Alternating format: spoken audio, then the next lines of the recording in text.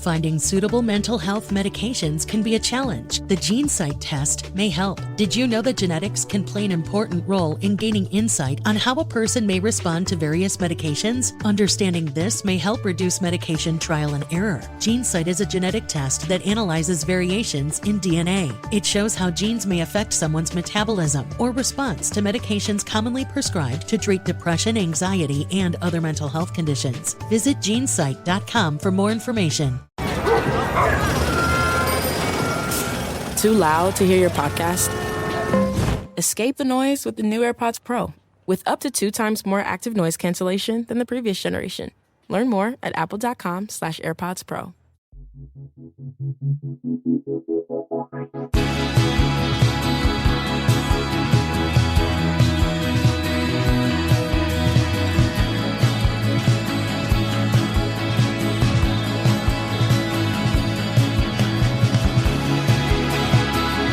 You're listening to 100 Words or Less with Ray Harkins. Oh my goodness. Hello, everybody. Welcome to another podcast, another discussion about a person who's involved in independent music, cares about it deeply, is creating it, and this person, of course, embodies all of those qualities because he's played in more bands than you can probably shake a stick at.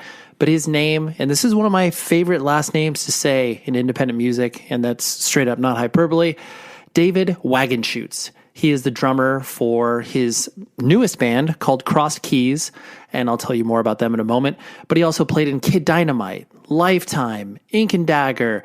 The list could go on, but we discuss all of that. And he's an incredibly open person and is very just honest about his approach to music, playing drums. And I loved this discussion because frankly, most of the bands that he has existed in, I have loved in some way, shape, or form. So when the opportunity came across my desk, I snapped it up.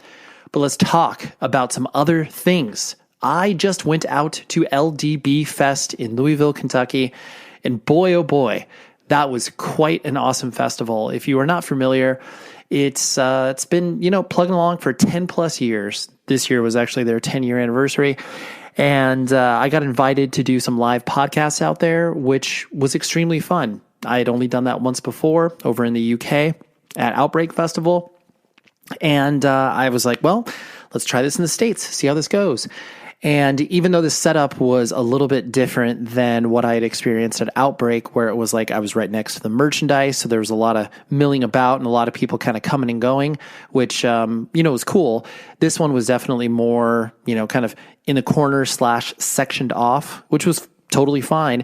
But at the same time, there were some people who just had no idea what the heck was going on. But once people started to find out about it, by the time that, I was done with my chats on Saturday, it was a 2-day festival, Friday and Saturday, there was a good, 40, 50 people showing up at each one, and it was really, really fun. And honestly, the bands and my guests had a really fun time as well. So I'll be releasing some of those conversations over the next couple of weeks to highlight the amazingness that was LDB Festival. So big shout out to them for bringing me out and partnering up with me on that. It was extremely fun. And just to give you a list of some of the bands that I discussed and had live podcasts there: Knocked Loose, Dying Wish, Pain of Truth, Spy, Tsunami, and I had 9 conversations. It was really, really good. So I'll be releasing those, like I said, over the next couple of weeks. And it's a different flavor than the sort of quote unquote normal podcast that I do here. So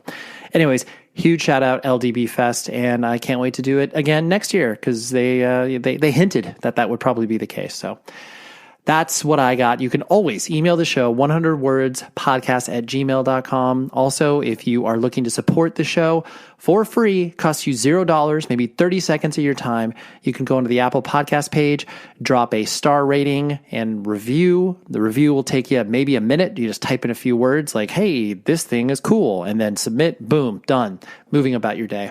And then on Spotify, if you leave a rating, that helps the algorithm catch and then obviously introduce this show to people who need to be listening to it, because that's what we all are a part of, the algorithm, as it were.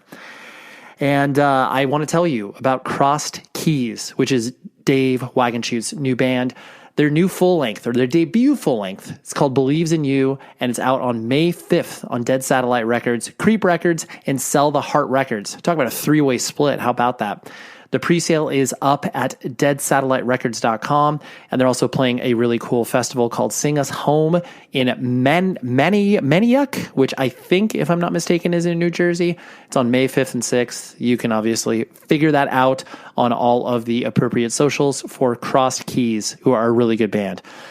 But let's talk about our conversation with David. It was great, and he talks a lot about 90s touring and all of these other interesting things that I decided to focus in on. But first, before we talk to David, I want to tell you about my favorite record label around right now. That is iodinerecords.com. Go to their website, or obviously the record label is not called iodinerecords.com. It's just called Iodine Records. I'll be doing a special project with them coming up in the next, couple of months or so. I just need to finally finish it. But they have a really cool pre-order up right now from a band called Jerome's Dream, who I had Eric, the drummer, on, maybe 2 years or so ago. But Jerome's Dream, great sort of screamo, post-hardcore, whatever you want to call it. But they have their new full length that's up for pre-order. They also recently reissued Quicksand's seminal record, Slip. It is the 30th anniversary, if I am not mistaken. They also did this really cool book, and yeah, it's just amazing. So you can go to iodinerecords.com, find out all about this label and all the cool bands. They're reissuing stuff. They're supporting new bands. They're helping bands that have maybe been a little dormant, kind of get a little shot of life and a reason to get out there. So iodinerecords.com. And now, here's my discussion with Mr. Dave Wagenschutz.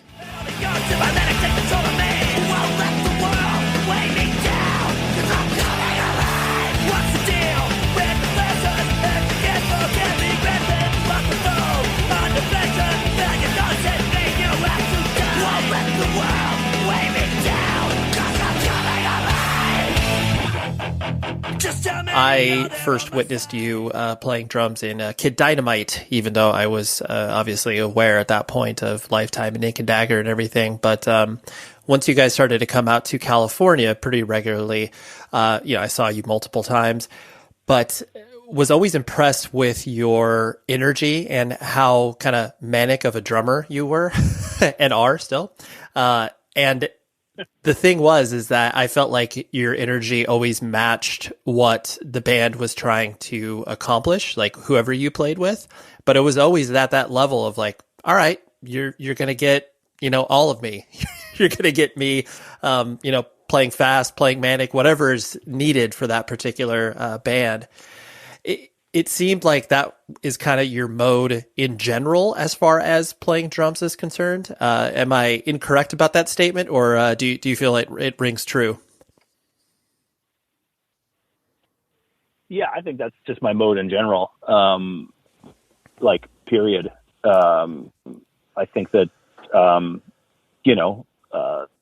each decade has served a different level at which it can get to at different times. But it's, I don't like control is tough for me, if you will.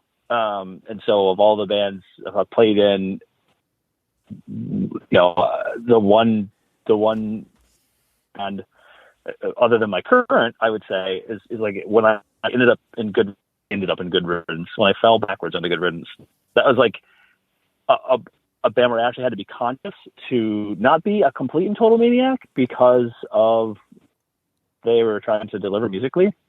Not that I was reserved or anything, but I had to it was the first band I ever put shoes on to play drums. Right. Good Riddance. Because I was like, this is a little bit of a different approach here. You actually care what I do with my kick pedal. I'm a musician, sure. Am I schooled? Nah. But honestly, it's halfway through the decades of me playing, I finally had somebody tap me on the shoulder and say, what the lyrics are doing kind of matter, and what the bass guitar kind of does matters. And so I kind of had to relearn my instrument, and it put me in a different gear for a little while, which is a good thing, right? It expanded my awareness of songwriting and allowed me to find a different gear. Still manic a little bit, but not like Kid Dynamite or Dagger, like just out of control. Like, these drums are against me, and I'm going to take care of business. If that makes sense. Yeah. But yeah. No, I'm either supercharged or asleep. That's kind of how I live my life. Right. Yeah. You're at a 10 or a 0, either or. Yeah. Unfortunately for my family members, I'm at a 10 or a 0. So, and my bandmates. Right.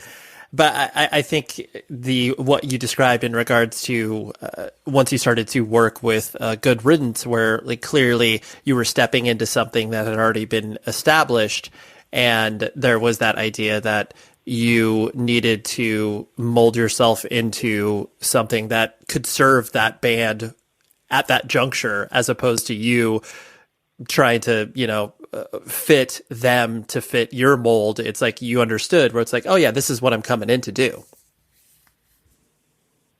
Yeah, I didn't consciously know that at first. Right. It kind of grew on me over my time with the band. Like I said, in learning the records and learning them at the speed of the records, trying shoes on, playing with them, recognizing they weren't playing things quite as fast as on the record in some cases. And then really when I got into the studio, the blasting room, was when I kind of got that, perspective of, oh, everybody doesn't have to adapt to what I'm doing. I need to be of a piece, with the band. And that was great. And that was just wonderful. And I carry that with me today, right? I still float between the manic, and I probably lean more towards the understanding of the whole, right? I have a better appreciation for the whole of the music than I do of just letting go. So right. Yeah. I'm glad you brought up the no shoe thing, because that was definitely something I noticed in regards to you, playing drums. Where was that? Just you had always played like that, so it was a matter of just like, oh yeah, like of course I'm going to play drums without my shoes on, because that's what I've always done in every band ever since I started. Yeah, I think once I got a kit, I think when I first got a kit, I had like drum gloves and wrestling shoes, because that's what Tommy Lee had. Sure. And I was like, oh, okay, I need to have wrestling shoes. But wrestling shoes were, and totally wrestlers out there, but they're relatively soft soled versus what I ended up moving into, which was like a hard soled, like a Vans or like a Doc shoe, something that I guess gave me more control of precision. And some drummers would laugh at that and say, well, bare feet does that more. I was born with bare feet, right? Right. I played drums with bare feet. My children try to go out of the house in the winter with bare feet. Sometimes they do. I once had a kid leave the house with one flip flop and one sneaker. And I was like, what are you doing? They're like, what do you mean? And I was just hold with it, because it is what it is. So but yeah, I played bare feet because it's just what I did. I remember Eames played bare feet for the longest time. Yep. Dan Eamon played guitar bare feet. I don't know what he's at these days.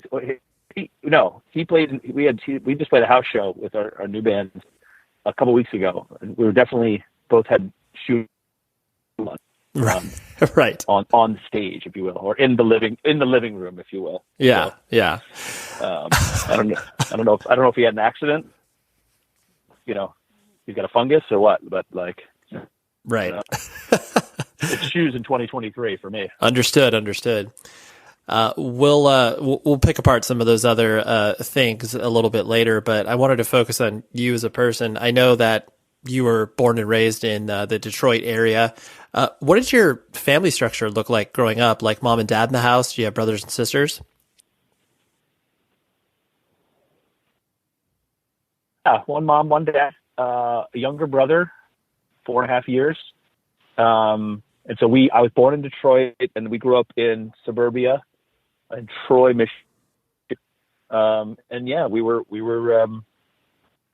it was the four of us, put it on the postcard. I mean, I guess for a while there, probably looked like a postcard. If you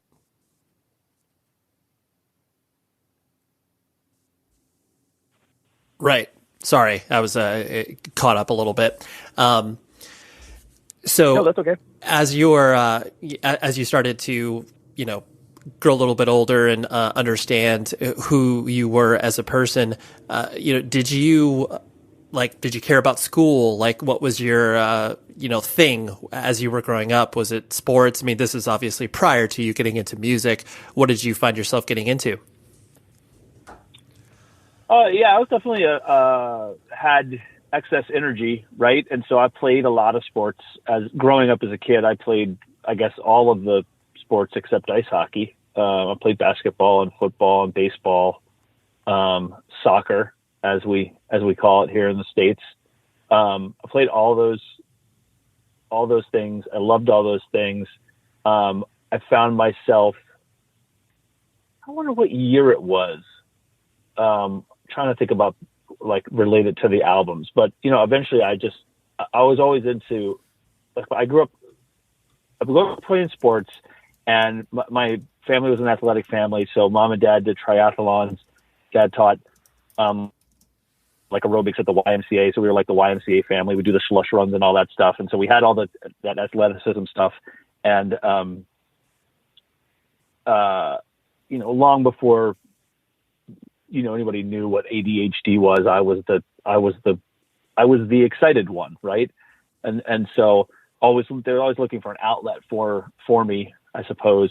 And I was always into music. There was always music in the house, whether it be the Beatles or whether it be disco, because my dad taught a lot of aerobics, and so there was always some form of music. And I think it was probably 5th grade when they were like, let's try band to try to channel some of this excess energy. And so I got the snare drum, joined the band, and shortly after that, I left the band, by 6th grade, because I was like, I didn't like the instruction piece. Not that I didn't like self-learning the drums. I just didn't like the, I don't know. It just band wasn't for me. So I played in band for a year. I took 3 drum lessons. Even that was kind of and then I just self-taught. And then I started to get into more, I started to be drawn to an element that had a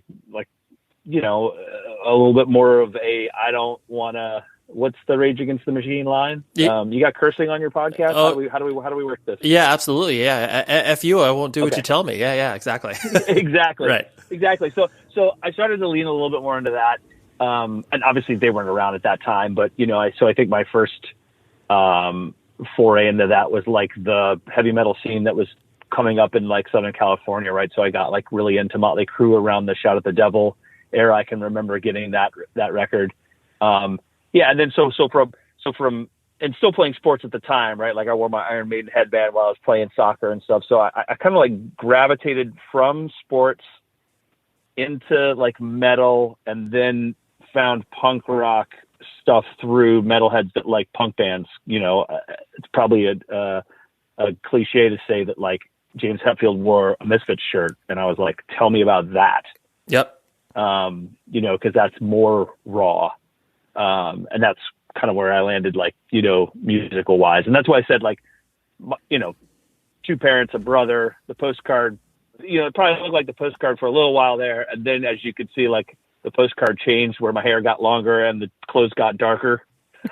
Of course. You know what I mean? Right. And I was I was not Wednesday Addams or anything, but that's just how, that was my journey into music and hanging out with the older kids, because they skated and they played music, and I was just fascinated with anything other than what I was given, if you will, anything other than what was right in front of me. I wanted out of that and into something else. Hey there, you care about band merch, and so do I, and that is why I love partnering up with rockabilia.com. They have something really cool going on right now. Husker Du is releasing a new record on April 22nd. They have a pre-order right now. You know, they are from Minneapolis, so they want to support the hometown heroes of Husker Du. But go to rockabilia.com. You can check out this and all of the other officially licensed band merch. But most importantly, use this promo code 100 words or less. That gets you 10% off of your entire order. You'll be able to buy some stuff for you, your family, your friends, everything else. Ships from the Midwest. And I just love this company. So go get lost on their website in the best way possible and, buy some Beatles merch, some Black Sabbath stuff. How about a Grateful Dead shirt for your, aunt or uncle? There's so much stuff at their website. I encourage you to check it out and see what they have for you and your family and friends. Again, 100 words or less is the promo code, 10% off your entire order. Thank you, as always, Rockabilia. This show is sponsored by BetterHelp. Trust me in saying that therapy is an incredible tool for as you are traveling through life, because who you are as a person, 5 or 10 years ago is maybe a completely different version of yourself, because we run into challenges, whether it's work, whether it's life stuff, relationships, all of those things you can work through with a therapist. And that is why I love BetterHelp and what they do. If you're thinking of starting therapy, give BetterHelp a try. It's entirely online and it's designed to be convenient, flexible, and suited to your schedule. All you have to do is fill out a brief questionnaire, and then you get matched with a licensed therapist, and you can switch therapists at any time for no additional charge. Discover your potential with BetterHelp. Visit betterhelp.com/Ray to get 10% off your first month. That's betterhelp.com/Ray. Dip in, give therapy a try, and become a better person. There's always that element, like, especially when you find this secret society of subculture and you start to see all these interesting things you've never seen before. Not everybody dives into it head first, but, for people that have the proclivity, like, people like yourself and myself do, it just, you're like, there's no end to it. You're like, okay, now that I found this, there's probably something else. Like, let's keep going. Let's keep digging. And then, you just end up getting swallowed by it. Yeah. Yep. Not eaten alive. Right. But definitely engulfed in it. I mean, yeah, for sure. What was your, so as you were going down this rabbit hole, how did your parents and, peers react to it? Was it one of those things where it's like, dude, Dave's getting into some weird stuff, like we're concerned about him? Or was it just like, all right, well, I guess he's into this, so we'll try to, deal with him? How did that transpire? I mean, they were supportive to an extent, right? Like the drumming thing. If your parents let you play drums in your own house, like, yeah, that's huge. That's a good thing, yes. Right?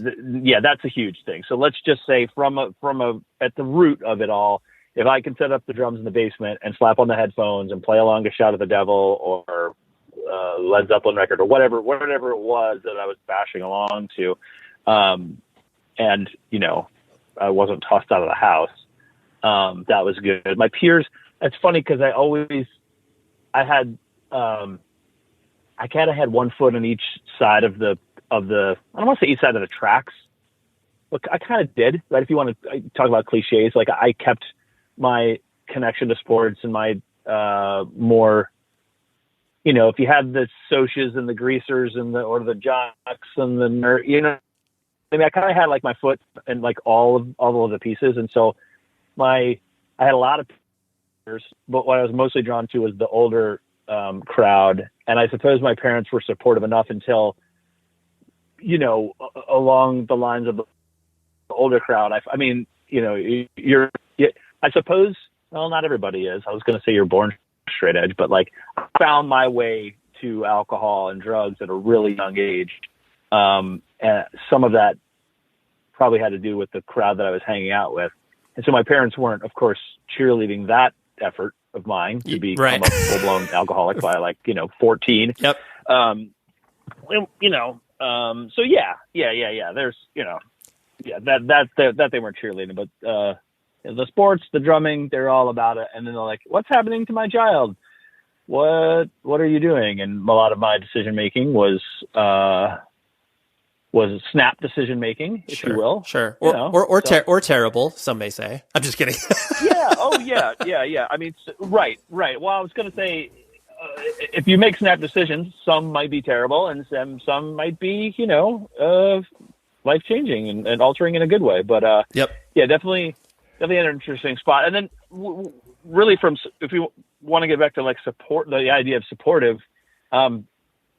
While I was careening towards the brick wall at 85 miles an hour, right, my parents still were like, whether it was supportive or they just didn't know what else to do, but like, they're like, we need to get you some help. And so they did. I spent, I don't know what year it was. I guess it was my freshman or sophomore year in high school. Maybe it was my junior year. Okay. Anyway, I kind of got myself, stuck between the laws of the land and my own desire to do things. And my parents, they shipped me off to Minnesota for like 6 weeks to get a little introspection. Sure. And then that turned into like 7 months, and that got me on the straight and narrow as far as substance abuse. But that didn't change the course of like the music and the desire to continue to well, obviously the desire to continue to still play like, energetic and very, very passionate music. We just were able to get the narcotics out of the system. Right. Yeah. So still supportive, right? Like that's supportive, because if they didn't give a shit, then they wouldn't have, helped me get help. Yeah. So. Oh yeah, they would have. Yeah. I mean, they would have just been like, well, yeah, send him on his merry way. But I mean, like clearly parents, like you said, that are supportive and, they just want the best for their child and whatever it is that they're passionate about, like they get excited about that. But it's good they had the wherewithal to see like, okay, it's cool that Dave is into this stuff as far as music and, drumming, but the abuse he's doing to himself is not good. So we need to, throw the red flag and send him away for a couple of months in order to understand how this can not benefit his future. Yeah, totally. Helps you understand how your actions impact everyone else around you, right? I mean, right. That's always the case, right? Every decision you make, but got me some good perspective young in life. Yeah, for sure. Was that when did you actually, because I know you moved to St. Louis, was that like when you went up to Minnesota, was that when you were in St. Louis and then you got set up to Minnesota? Is that correct? Short version of this would be like we lived in Michigan. I headed over to my little vacation. Yes. In Minneapolis and Princeton, Minnesota. Came back to Michigan. Because that's where the family was still living. I would have been like 10th or 11th grade. It's a little fuzzy. And then we moved to St. Louis as a family. What would have been my senior year of high school. What would have been. I would say that because I didn't necessarily pay attention enough in class to be able to graduate that coming year. Right. So I was like going to be a senior in Michigan. We happened to move from my dad's job to St. Louis, and I went back to school as a junior again. Oh, okay. Got it. Yeah. And then I bounced halfway through my senior year because that's all I needed was like a couple more credits to get to push through. But so right. That was like about a year or so after rehabilitation, as they call it. Yes, the good old rehab. The the old rehab. Yeah. St. Louis has always been such an interesting, because I know that like that's when you really started to probably play in bands in earnest and start to participate in what you would call a scene. St. Louis is such an interesting thing because I mean it's like I know like Dave from Unbroken and like there were people that were from there and there was clearly bands happening, but like I would be hard pressed if someone were to be like, Ray, name a band from St. Louis. It was like, I don't know, like that's hard, like that actually quote unquote toured nationally and like broke out and stuff like that. So talk to me about, like, I guess the St. Louis scene as you were experiencing it on the ground. Yeah. Well, I'll answer that question. If you were to say, Dave, talk to me about a St. Louis band, I would say, well, Ultraman. Ultraman was on New Red Archives. That's true. Yep. And definitely one of my favorite tour names ever. They went to Europe with Sam I Am, if I'm not mistaken, and did a European in Your Pants tour. And that's pretty. I've never heard that. That's pretty good. I love that. Yeah, it's pretty good. And so here's St. Louis, right? I'm obviously the new guy. I'm like living in the suburbs with my parents, going to the good high school because they moved to the area where we could get the good education. I'm drawn to downtown and the suburbs of the suburbs. Like I was right on the cusp, and there was a punk scene downtown that obviously way predated my arrival. It's not like I showed up and it started or anything, but what am I trying to say? I'm trying to say, like, I discovered this, the more of the punk scene. I guess you would say it like, there was a club called 1227 Washington Avenue. And then they would do punk shows on Sundays at the back alley entrance, and they would call that the alley. And so I would go down to the alley to see shows, in the city. And then, I guess, and I don't know how it started, but like I actually started booking some shows out in the suburbs, beyond where I was, because I was like right on the city line, if I recall right. And then I would book some shows out at a place called Bastiles, which was out in the suburbs, and that's where I started to make the connection to, like the Edgewise guys came through from New Jersey, and then Endpoint and Split Lip came through at the time, and then as far as like hardcore bands, air quotes here, because we have to have our buckets right, and some people keep a foot in more than one bucket at a time. Yep. You had like Round Two, which was Dave Claiborne's band, and the Shortcut guys. So there was definitely like a hardcore / straight edge scene, and there was definitely like a punk scene, and I loved both of them. And I first played more in the punk scene, but became friends with Dave and that scene. So that was the scene to me, which is like there were these a little bit older, a little bit more punk folks that I was equally as drawn to as I was kind of the hooded sweatshirt champion wearing, the other stuff. And I think the guys in Endpoint really changed my life because they towed the line between all of that with Rob's and Duncan's. I mean, really all of them, but like their ethos and their lyrics and their sound and their look / non-look, if you will. It was just like dudes playing music passionately without, I didn't feel like you could easily put them in a single bucket. And so I spent a lot of time between Louisville and St. Louis in the early 90s before moving out to the East Coast. So yeah, no, I like the connective tissue that you were able to see and witness and pull through, the Louisville scene, just because that was, I mean, even for a person like me on the West Coast, I always have been inspired and so curious about the Louisville scene, like not only because there were all these bands doing a lot of different things, but because it grew to a point where it's like, whatever, Split Lip and Chamberlain and Falling Forward could play a show in front of like 800 people. And I'm like, in the Midwest, really? Like, that's crazy. But, that's how big it got at one point. But I like how you're talking about the idea opening up of this, genre agnostic, where it's just like, yeah, like we're a punk or hardcore band. You can loosely describe us as such, but, we can kind of play with any band because, I mean, that was a function of the 90s and stuff. But that really pervades through your entire sort of musical life. Like whatever band you played with, like you were pulling elements from all these different things to kind of arrive at your sound.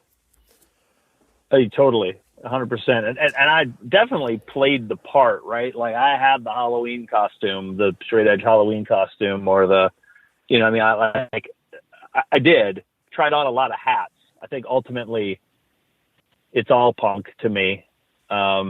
It's all just music to me. I really did love the eclecticness of the shows that I went to, and the shows that I played throughout that era. I definitely enjoyed that more than just the 101 bills, if you will. Nothing wrong with that. For me, I was more drawn to a little bit of everything, and then sprinkling it in, big crossover metal guy. Right. For sure. When, cause I know when you moved out to New Jersey, it was obviously to play in Lifetime. You got the call from Rob Fish, if I'm not mistaken. And that must have been pretty dramatic in regards to the idea that, like, hey, mom and dad, hey, I'm going to go do this band. And, obviously all of the experience that you went through in regards to, rehab and everything like that, were they terrified, but also trusting? Clearly you went. So they obviously, didn't put a boot on your car or anything like that. But how did, was that also scary for you?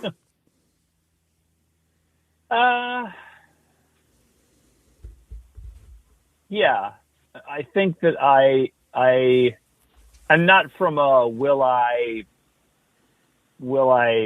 is this the road to ruin aspect. I think by the time that I had, like I said, graduated early, air quotes, from high school. Yep.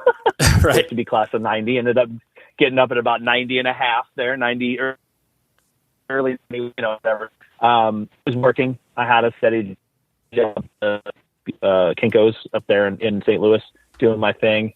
And so I had a job, I had income, and my parents, I never really talked to them about it, but they're like, well, okay, I don't know how old I was. 92 to 20, I guess I would have been about 20. I was born in 71. Why is that math not happening? 20, 21?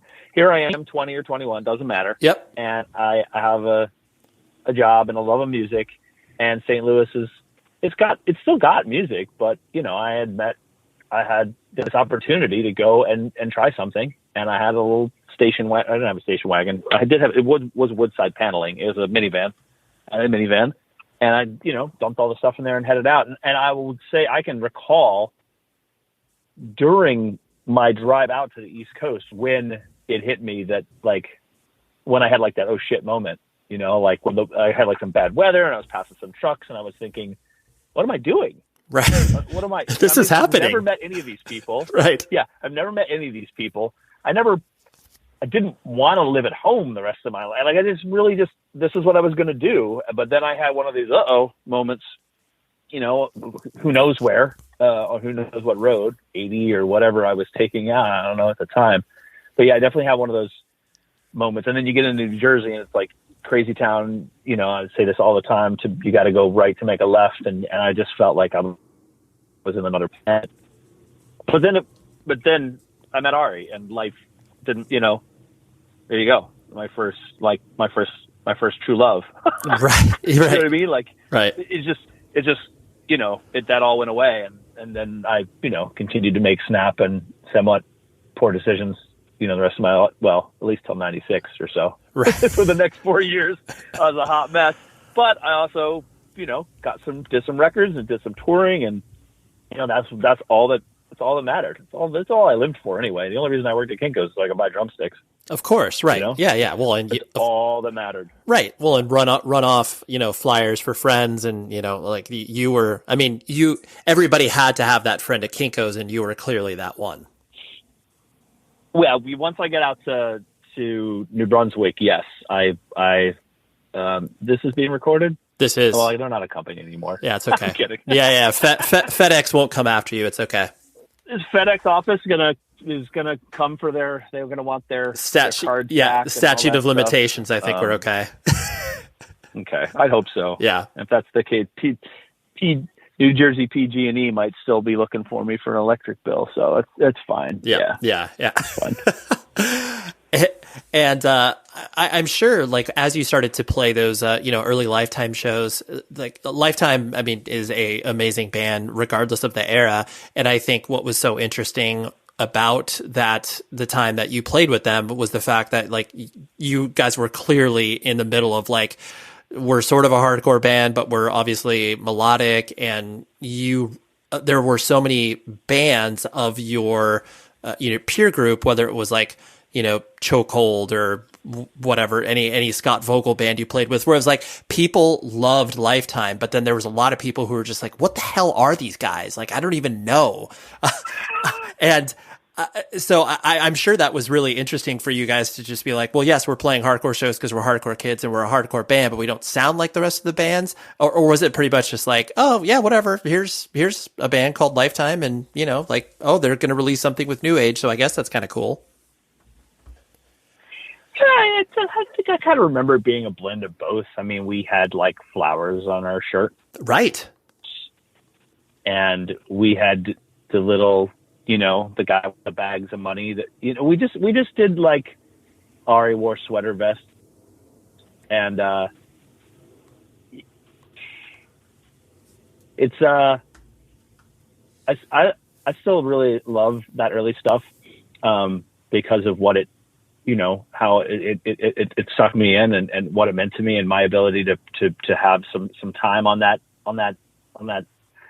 ride, if you will.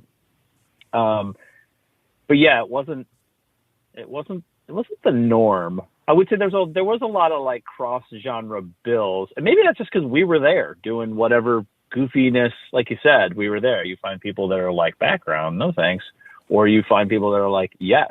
Right. Because it's different. What else sounded like that? And I'm like, well, is that a good thing or a bad thing? You know what I mean? Like, geez Louise. Right. Right. So yeah. And I think of what's a Scowl? They have a really cool logo these days with like a sunflower or something like that. And whenever I see it, it makes me smile. Because I love it, because it's not just another, rinse, lather, and repeat.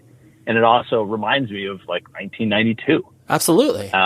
Where like, okay, we're gonna take a Shel Silverstein drawing.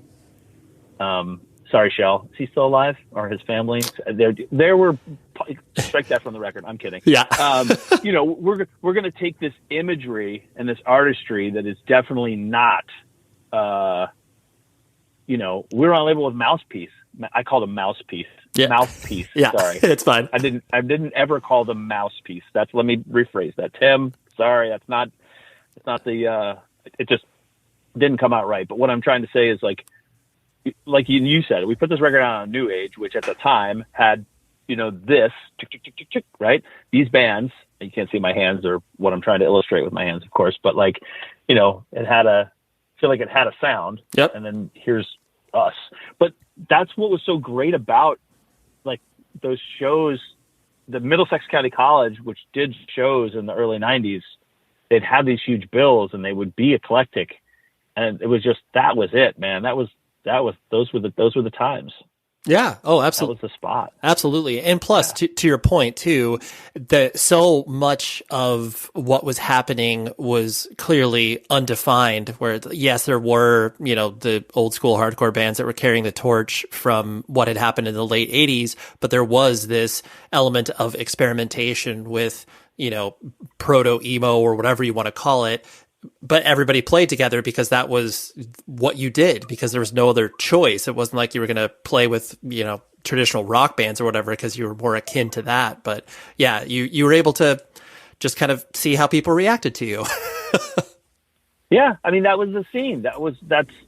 Just think of Louisville, like all those, you know what I mean? You had the Endpoint, and you had Undermine and King Horse, and you had all these bands that, like, on paper, you're like, what? And then, but, that's the scene. Right. As long as everyone right. And as long as everyone came from that particular scene where it's just like, oh yeah, like, this is a hardcore kid that is now, playing something slightly different. And it's like, okay, you'll be willing to listen, as opposed to, who is this person? Like, where'd they come from? It's like, yeah, that doesn't, it's a lot harder to break in that way, so to speak. Yeah, I mean, there was a second where I almost joined Vegan Reich. Really? So it was just like, that's really just, random. I'm just throwing. Well, my brain goes there. Yes, it was random, and my brain goes there because of how near and dear to me the cross-pollination of all musical genres and human beings and life that's what I enjoy the most, right? So I've really always been drawn, as long as it's heavy and melodic, or just heavy, just like I love this, and that I can't describe right now. But then you have the fringe. That was, some of the, when Lifetime would go up to Syracuse, it would get weird, right? Because they would be like, we're straight edge and vegan. And I was like, good for you. Where can I get a pizza with actual cheese on it? Right. I mean, I eat plant-based now, but like at the time, I didn't care for somebody else's politics. I just only cared about myself. And so for like a hot second, I met the Vegan Right guys at the English Beach Show down at 1227 Washington Avenue in St. Louis. And at one point in time, this was before I moved out to play in Lifetime. And I was obviously I was looking to get out of Dodge, right? Yep. Like, no offense to Dodge, but like St. Louis was not where I was born. It's not where I was going to, I guess I was just drawn to leave, if you will. I almost ended up doing that. The hardline, straight edge, Vegan Reich. I don't know what those fellows are doing now. Yeah, that would have been anything, but that would have been a slightly different path for you, I'm sure. Who knows if I'd be sitting in this car right now talking to you? I have no idea. It's very true. It's very true. You need to check out our partners at evilgreed.net. They are an awesome web store solution for bands and record labels, but most importantly, they love to work with a very specific set of bands and record labels to ship you merchandise. I know, it's a very novel concept, but all joking aside, you need to use this promo code, 100 words. It gets you 10% off your entire order. And like I mentioned, they work with a very specific set of bands and record labels. I'll just give you a little overview of some of the bands they work with. How about Drain, Undeath, Incendiary, Creeping Death, Power Trip, Nails, Sun, and they also work with awesome record labels like Triple B, Sargent House. You get it. If they are doing something that is artistically heavy, and I know that's a very broad brush I'm using, but that's what they do. They're based out of Berlin, Germany, but they ship to here in the United States for a very cost-effective and efficient manner.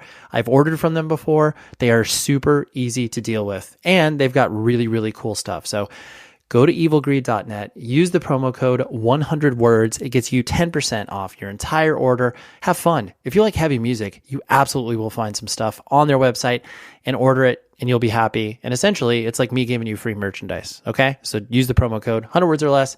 Thank you very much, Evil Greed. Do you like online casinos? Maybe you feel like if you've played one, you've played them all. That may be true. Until now. Welcome to Playstar Online Casino, where you are the star of the show. I'll be your personal concierge, guiding you to the games you love to play. We have the best slot games around, like Cleopatra and Starburst, plus live blackjack, roulette, and so much more. To get started, sign up for an account, and we'll match your first deposit with up to $500 bonus and 500 free spins. And as your personal concierge, you can count on me to bring you tailored promotions, special offers, and exclusive rewards that you won't find anywhere else. So sign up for an account and we'll take care of the rest. Head on over to Playstar.com now and experience the most unique online casino in New Jersey at Playstar.com.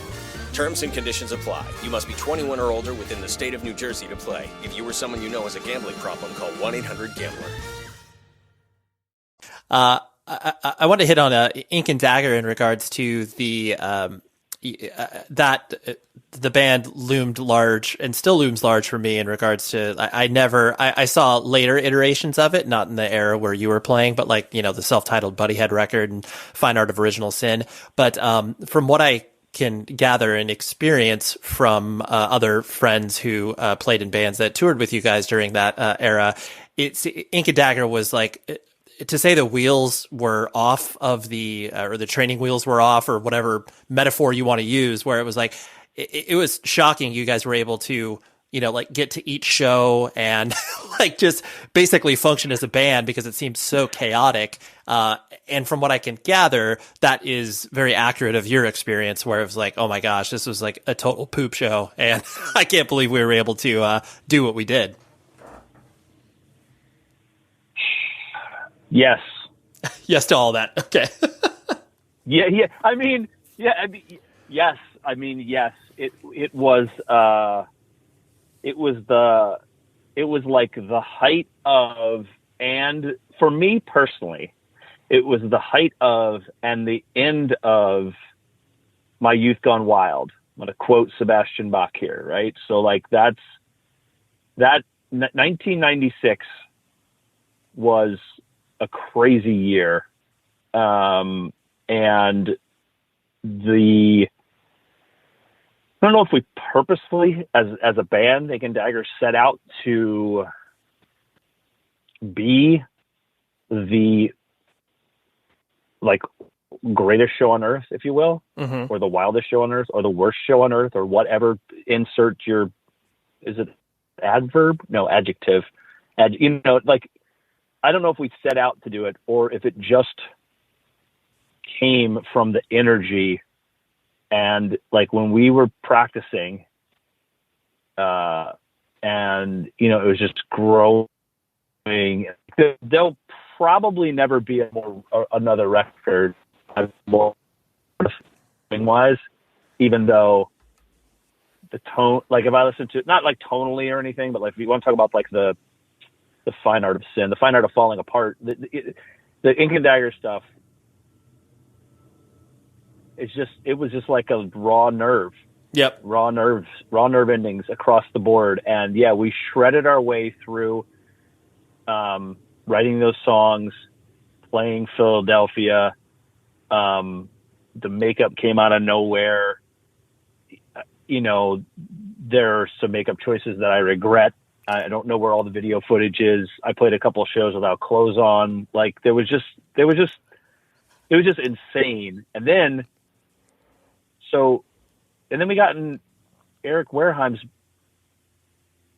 van, right? The Eric Wareheim. Sorry, Eric. I'm not trying to submarine your comedy, your Cartoon Network career, but like we got in this van and we went from Philadelphia to Victoria Island, Vancouver, and I don't know how we did it.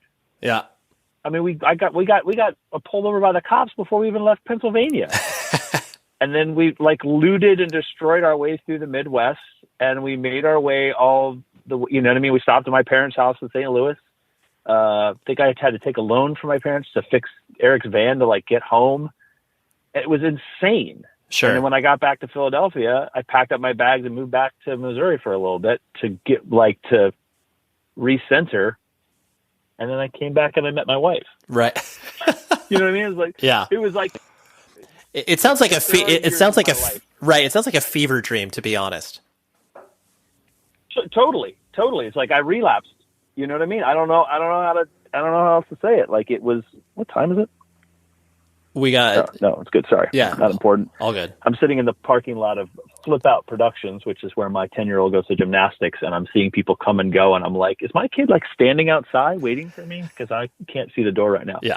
No, but we're good. But yeah, Fever Dream of 96 for sure. It was crazy. Coming to you in a theater soon, starring, Johnny Depp and some acid trip or something. I don't know. It was nuts. Yeah. But I love it. I will still listen to that 7-inch and be like, you can just instantly feel the energy and the chaos. And there was the infighting. Oh yeah. It's incredible. I mean, as a person who clearly did not play in the band, but observed it, it's incredible. I still listen to that record. No problem. I wanted to hit a little bit on Kid Dynamite was mostly from the fact that once the band started to, put out music, obviously signed to J Tree, and once the scuttlebutt, as it were, of Kid Dynamite, it's a lot of Philly legends, so to speak, are starting to play in this band. And there was this trajectory that you guys were on from a for lack of a better term, like business perspective, where it's like, oh, these guys are like, they're going to be, a thing. They're going to be a band and, really capture whatever moment is happening. Did you, as you guys started to get out there, did you feel that sort of pressure or anticipation that people had expectations going into what you were doing?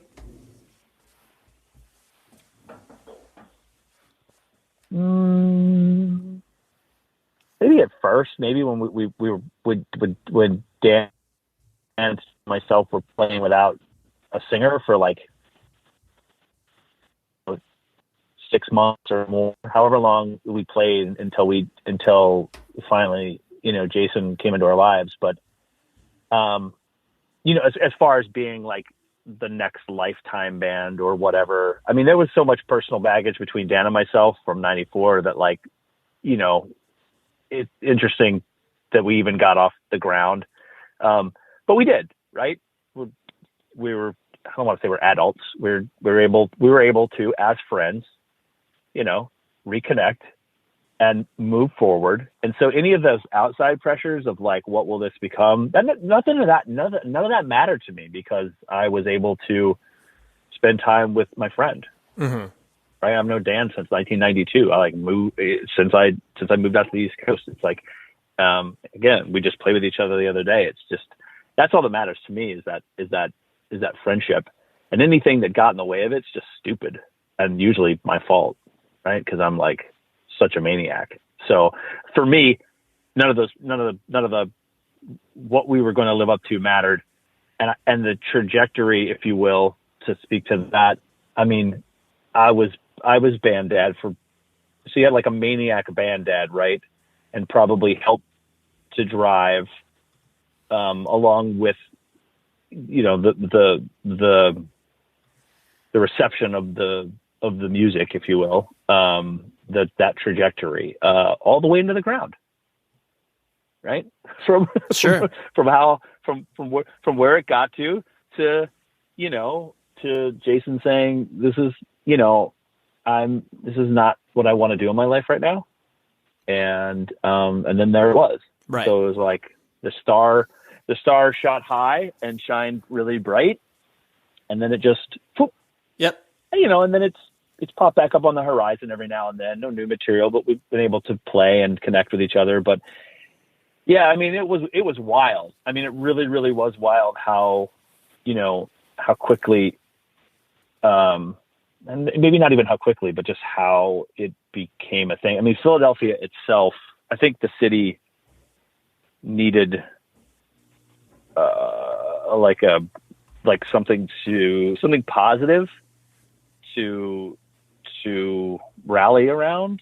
That sounds really, no, I don't want that to sound egotistical. No. I see what you're saying. Yeah. I see what you're saying. Yeah. It just, I mean, having come from the dark places of Kid Dagger, and, my departure from Lifetime and Kid Dagger and all that stuff into like, A New Hope, if you will. Yeah. Chapter 4. Right. So, right. Yeah, exactly. When, clearly you've toured in a lot of different iterations from obviously with like Good Riddance, as we'll say, where that was more of a, you joining something that was already established. And then clearly all the stuff you did with, Lifetime, Kid Dynamite, and obviously the stuff you've done with, Painted Black and Crossed Keys. How is had you always enjoyed touring? Was that kind of a sort of necessary thing you needed to do in order to obviously promote the record? What was your relationship with on touring just in general? I love touring. I still love driving. If I have a good tune, or if I have a good audiobook, I drove to Connecticut twice, just to pick up some like fireplace parts for the house that we're renovating in Germantown here in Philadelphia. Mm-hmm. 5 hours one way. I'm like, yeah, I'll do it. Yeah, no problem. Right. Just give me like some road snacks, an audiobook. I'm really comfortable behind the wheel, if you will. And, I'm going on a road trip tomorrow. Just one day road trip. So yeah, I've always loved touring, whether it's big, small, uncomfortable or not. And like I had mentioned earlier, yeah, I can only off the top of my head think of one time, even in that freaking Dagger tour 96, that was just like utter chaos. I don't think I ever got to a point where I was like, ugh. First Lifetime tour, Chris Daly from Texas is Reason, he got chicken pox. Oh, no. This is 92. We drove all the way out, right? We made our way. We used Maximum Rock and Roll's Book Your Own Fucking Life. We drove all the way out to play California. And then Chris got the chicken pox and had to fly home. There was 10 of us in a cargo van that I rented from Sears Budget.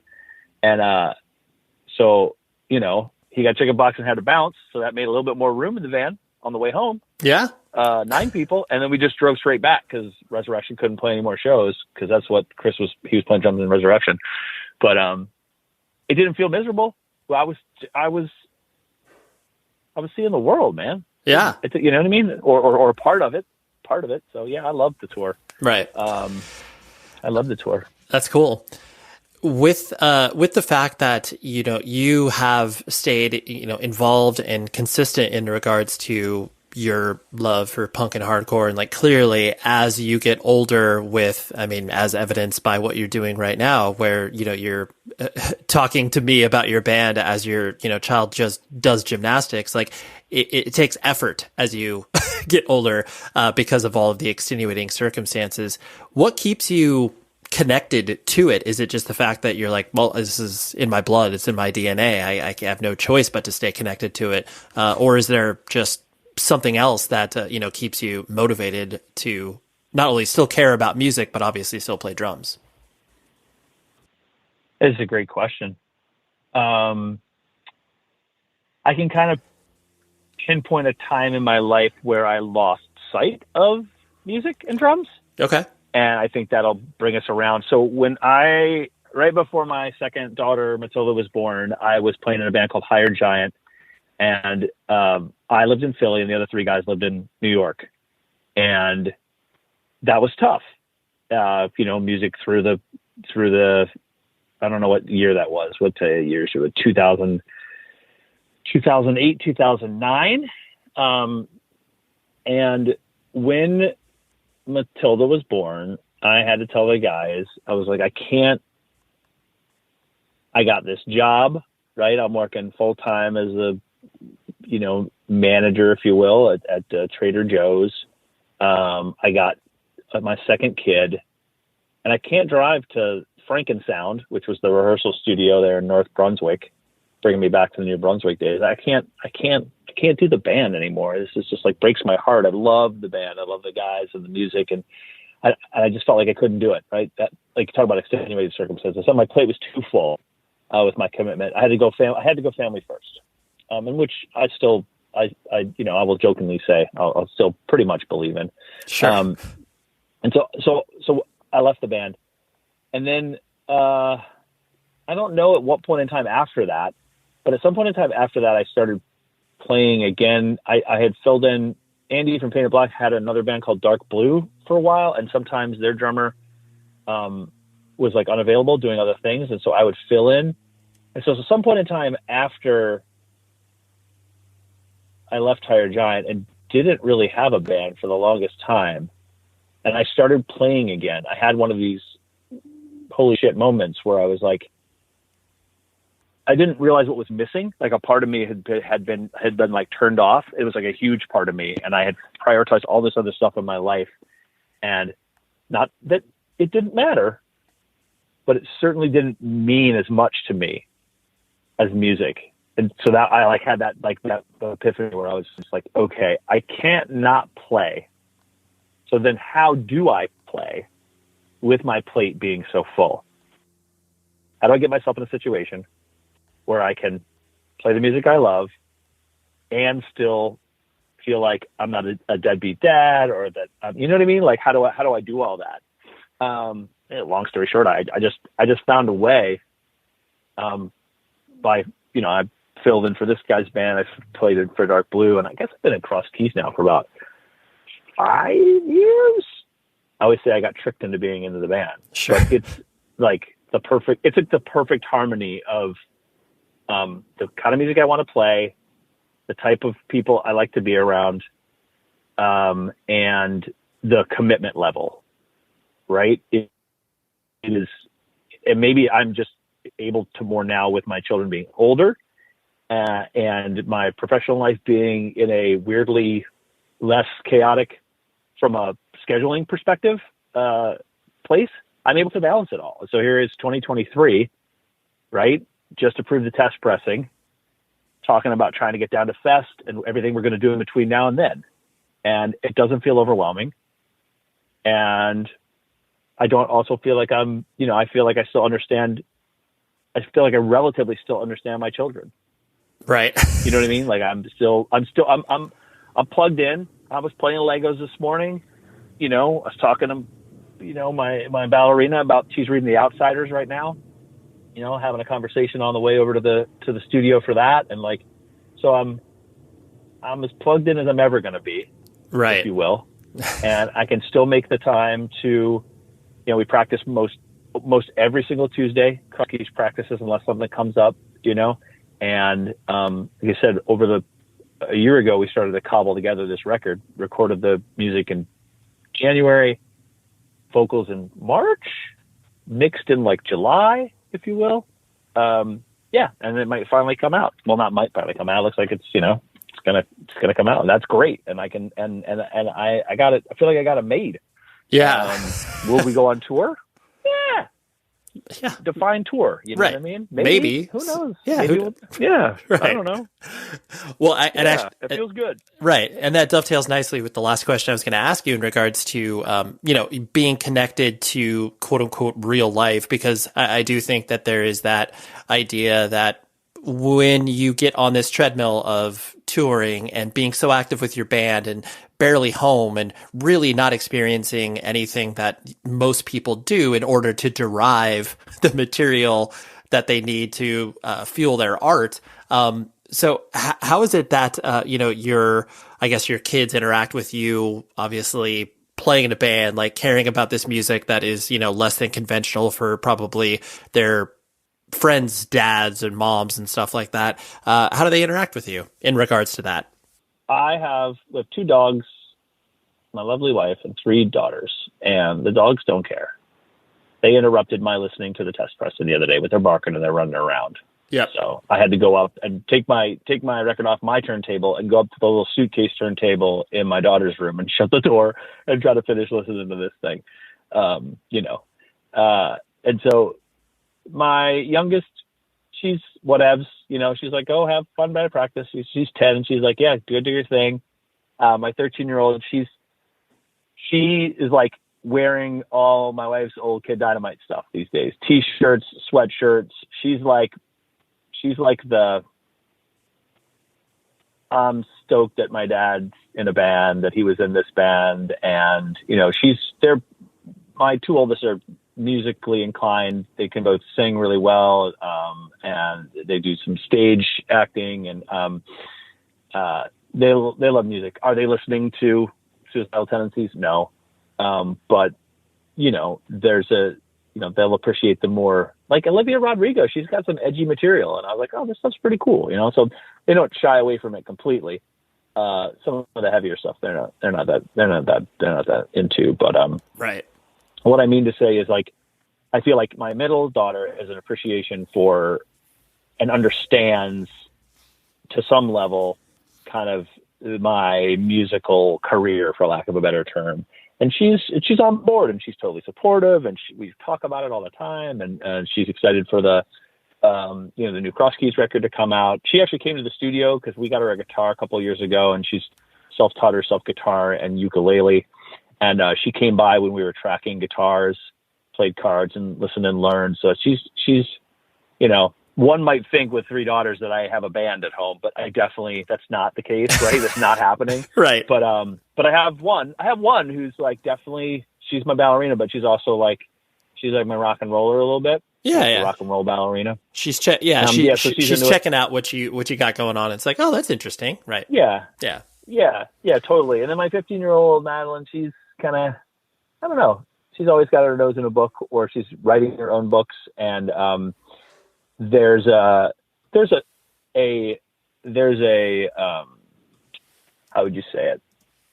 she can see the joy that it gives me and is happy when I go and do it. It's funny. None of my kids have seen me play live yet. Oh, because there's just not been, Kid Dynamite did some reunion shows at certain times in their age, but like they were really young, and I didn't bring my kids to shows because I really wasn't going to shows as I was like having really small kids. right. But Cross Keys is playing this festival in Manayunk on May 6th of this year, the Sing Us Home Festival. Mm-hmm. And it's like right next to my house, basically. The kids can they can hop a lift and see the band play outdoors. It's not a punk festival necessarily. It's just it's a music. I think it's a well curated music festival, and we'll probably maybe tweak the set list a little bit and play some of the just more straight up rock and roll. Not that we have rock and roll songs. I don't know what I'm trying to say, but anyway, if there was a time for the kids to come and see the band play in the right environment. Also, my wife doesn't want to necessarily have to like herd cats at a music festival, so she's like, Right. yeah, bringing the kids to see you play like sounds not like. She's like, I've seen you play like a zillion times. I don't care. She doesn't not care, but she's like, Yeah, she's like, I've been there. I've done that. Figure that out. Right. I don't want to be the Yeah. and I don't want to have to do that with 3 kids. Like that's not my thing. But this festival, I think, might be the first chance they all come see us play. And I can imagine that the 2 oldest will be excited and want to maybe see some other bands or maybe even want to watch the entire set. And I can imagine, honestly, my 10-year-old Mamie, she might just be like, can I stay home with Grammy and have ice cream sandwiches and watch, Star versus the Forces of Evil? Like, I don't, whatever. Yeah. She doesn't care. Yeah. Not that she doesn't care. I don't want to put words in her mouth. I would never do that to her. But yeah. Right. That's right. my long-winded tale of like, of how the kids interact with your music.